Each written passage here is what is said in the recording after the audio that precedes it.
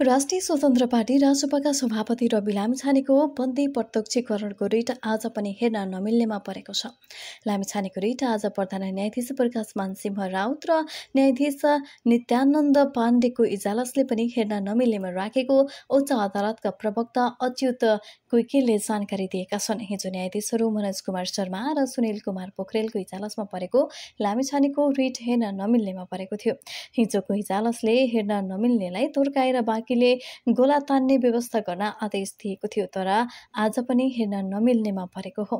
सामान्यतया बन्दी प्रत्यक्षीकरणको रिट पहिलो प्राथमिकतामा पर्ने गर्दछ, तर लामिछानेको यो मुद्दा यो सँगै छैटौं पटक हेर्न नमिल्नेमा परेको छ। लामिछानेसँगै कारागार कार्यालय रूपन्देहीमै रहेका पूर्व डीआईजी छविलाल जोशीको रिट पनि एकसाथ राखिएको थियो।